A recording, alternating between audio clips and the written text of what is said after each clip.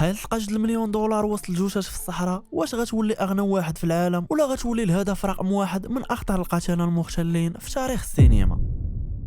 الفيلم كيبدا مع واحد البوليسي كيهضر على الفرق بين البوليس ديال زمان وديال دابا، وكيفاش الجريمه ولات كثر في هذا العصر. في هذا الوقت واحد القاتل مأجور سميتو انطوني كيتشد في الصحراء ديال تكساس وكيديو للمكتب ديال المساعد اللي كيعيط للضابط الكبير باش ينقلوا انطوني للحبس الرئيسي. ولكن انطوني غدر البوليسي وخنقو باستعمال المينور، وخدا الطوموبيل ديال البوليس وهرب للوطورات. تما وقف واحد الطوموبيل عشوائيه دايزه وقتل مولاها بواحد الماتيريال غريب كيتستعمل عاده في قتل البهائم بسرعه، اللي كيضرب انسجه الدماغ بالضغط وكيقتل مولاه في البلاصه. المهم هز الطوموبيل وهرب. بلاصه اخرى واحد الراجل سميتو ماوس كان كيصيد في الصحراء حتى اكتشف اثار ديال صفقه مخدرات فاشله، لقى الجثث ديال بنادم وكلاب ميته. بدا كيقلب واش كاين شي واحد حي، ولقى واحد السيد مجروح بزاف وكيطلب مسكين غير ما يشرب. ماوس قال ليه ما عنديش الماء وسرق ليه السلاح ديالو وخلاه كيموت في الصحراء. ماوس بقى كيقلب في الطوموبيلات ولقى المخدرات، ومن بعد تبع واحد الاثار حتى لقى واحد السيد ميت تحت الشجره وحده واحد الصاك فيه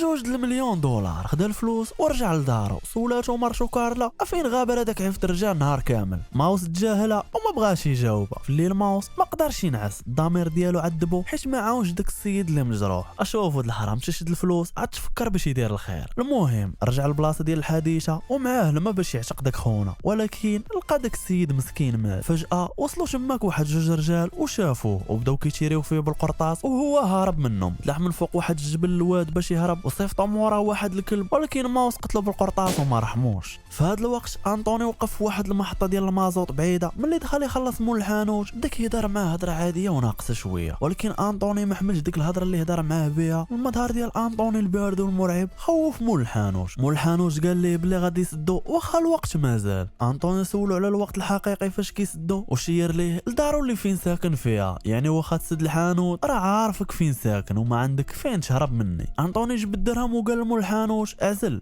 راس ولا نجمه. مول الحانوت كان ميش بالخوف وباينه باغي يديرها في حوايجه وما بغاش يشارك، ولكن انطوني قال لي بلي هاد الدرهم يقدر يعتق لك حياتك. مول الحانوت عزل الراس وفعلا صدقاش وهكا عتق راسو من الموت. ماوس رجع للدار وقال لمرتو تجمع حوايجه وتمشي لدار باه. فسولاتو علاش، قال لها بلي الفلوس اللي عندهم غتخلي بنادم يجي يدق عليهم في نصاص هاد الليل وخاصهم يهربوا دابا. في نفس الليله اللي خسروا الفلوس وظفوا انطوني باش يرجعها لهم، وداو البلاصه ديال الحادث وعطاو واحد الجهاز اللي كيعلمك ملي كتقرب من الصاع. انطوني بدم بارد صفى عليهم بجوج. الطمع تماك اوليدي. انطوني مشى لدار ماوس وهرس القفل بديك الماكينه ديال الهواء اللي عنده كيدور حتى لقى ورقه ديال الفاكتوره ديال التليفون وخداها معاه باش يشوف النوامر اللي كيعيطوا ليه بزاف. في هذا الوقت ماوس ركب مرته في الكار وقال لها هادشي اللي عندنا ديال الفلوس يخليك ترتاحي من الخدمه حياتك كامله، وقال لها باللي غيتصل بها ملي تاكد باللي الطريق مسرحه، وشد الطاكسي لواحد البلاصه سميتها ريو اللي فين غيتخبى.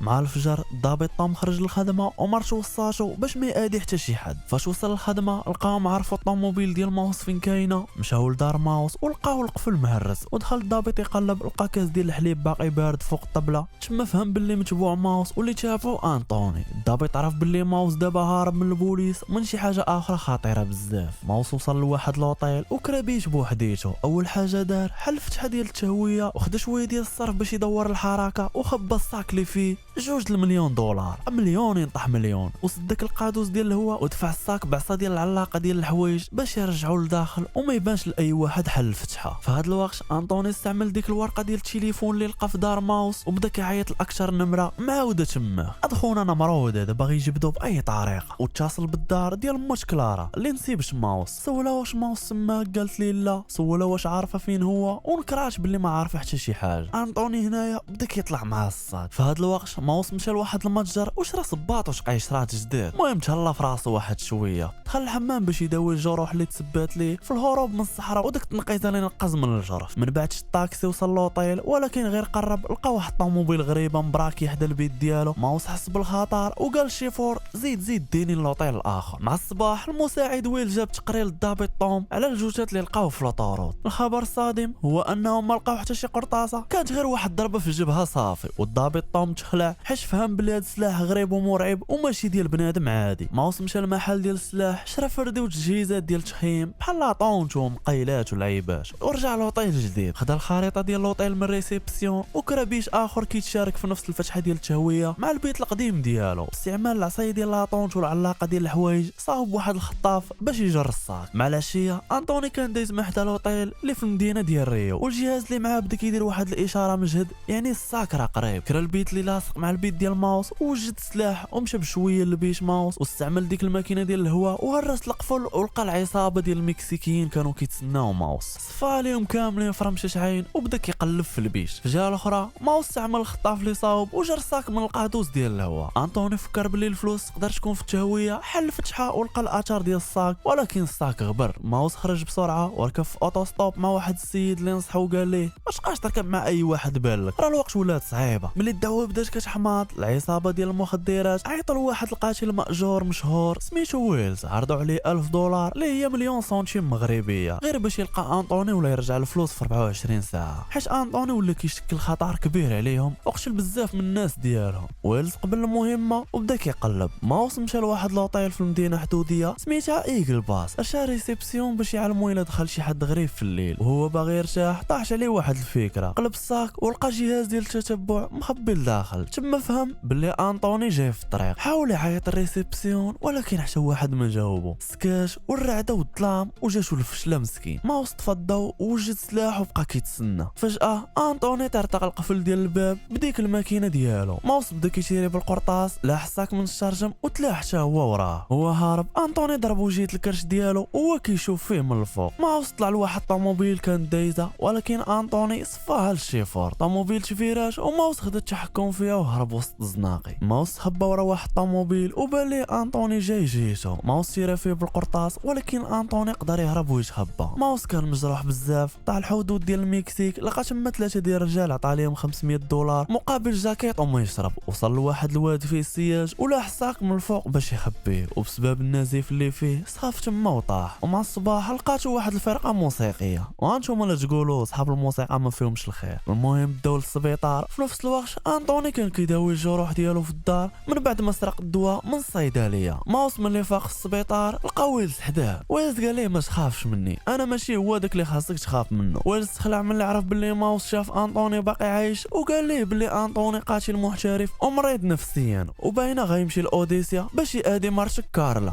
ماوس كان راسو قاصح بزاف، كيصحاب ليه باللي كلشي تحت السيطره وغادي يخلي الفلوس عنده. في الجهه الاخرى الضابط توم تلاقى مع كارلا اللي قالت ليه باللي ماوس مازال ما اتصلش بها. توم نصحها وقال لها باللي واخا الواحد يكون واعر الدنيا ما فيهاش ضمانه. عاود لها على واحد صاحبه كان خدام في واحد المجزره وتجرح جرحه خايبه، وشرح لها باللي دابا ولاو كيقتلوا البهايم بواحد الفردي ديال الهواء اللي كيضرب الانسجه الدماغ، والبهايم ما كتعرف حتى باش ماتت. وهكا وصف لها السلاح ديال انطوني بلا ما يعرف. ويلز رجع للدار ولقى انطوني كيتسناه في الدروج. طلعوا للبيت ويلز حاول يدير معاه صفقه، قال ليه نعطيك الفلوس وطلقني نعيش، ولكن انطوني اللي كيامن غير بالقدر رفض العرض ديالو. بشويه عليه جبد السلاح ديالو وتيرا في ويلز وقتلو تماك. في ديك اللحظه صونا التليفون. شكون اللي كان صونا؟ هو ماوس. كان باغي يتفق مع ويلز ولكن من سوء الحظ جاوبو انطوني. انطوني قال لماوس غادي نقتل مرت كارلا الا ما عطيتينيش الفلوس. ماوس خرج من السبيطار شرا حوايج وجبد الساك ديال الملايين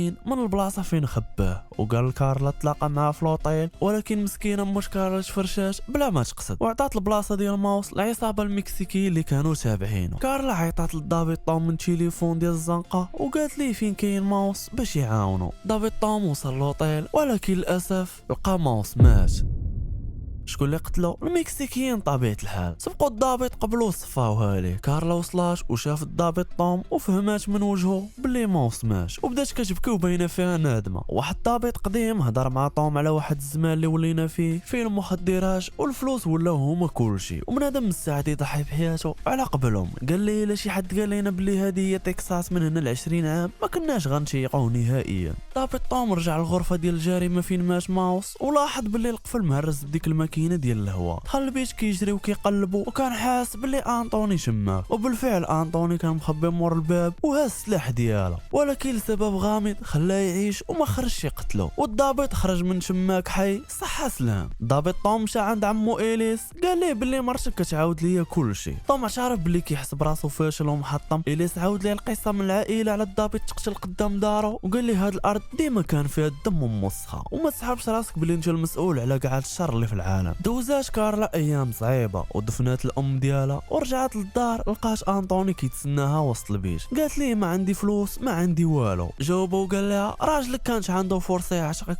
ولكن ما بغاش، جبد الدرهم وقال لها عزلي راس ولا نجمه. كارلا رفضات وقالت ليه القدر ماشي هو اللي غيقتلني، انت اللي خديتي القرار. انطوني صفاها ليها وخرج هو كيمسح صباطو من الدم. هو غادي في طريق طوموبيل عادي تدخلات فيه واحد طوموبيل اخرى في واحد الكروازما، وقع واحد الحادث خايب. انطوني خرج مجروح بزاف ويديه مهرسه. جاو عنده جوج دراري صغار بالبيكالاج، واحد فيهم عطاه التيشيرت ديالو باش يعلق يديه اللي مهرسه، وانطوني عطاه $100 وقال ليه الا سولوك البوليس قول لهم ما شفتيني مشي. وفاش وصلوا الاسعاف كان انطوني غبر بحال الجن. والفيلم كيسالي بالضابط طوم هو مرتاح وكيعاود لمرتو على جوج احلام ديالو اللي شافهم على الاب ديالو. الحلم الاول الاب ديالو عطاه بزاف ديال الفلوس وضيعهم، وهذا كيعني بلي طوم كيحس بالفشل حيت باه اللي كان حتى هو ضابط خلى ليه الامانه ديال القانون وهو ما قدرش يحمي ماوس ولا يشد انطوني، وكيعني حتى بلي داك $2 مليون ما كان ديال حتى شي واحد، وكاع اللي تبعها مات والفلوس مجرد وهم كيدمر الناس. الحلم الثاني هو الاب ديالو غادي فوق واحد العود وسط الجبال فيها الثلج والظلام. الاب ديالو سبق وشعل العافيه في وسط داك الظلام وكيتسناه يوصل. هذا الحلم كيرمز للصراع ديال طوم مع العالم اللي ما بقاش كيهمو الامان ولا القانون، وباللي كاين واحد الظلام ديال الشر اللي ما يقدرش يفهمو ولا يتحكم فيه. حتى لهنايا كتسالي القصه ديالنا. الا عجبك الفيلم ما تنساش لايك كومنت متابعه باش يبقى يوصلك كل فيديو كنحطو جديد.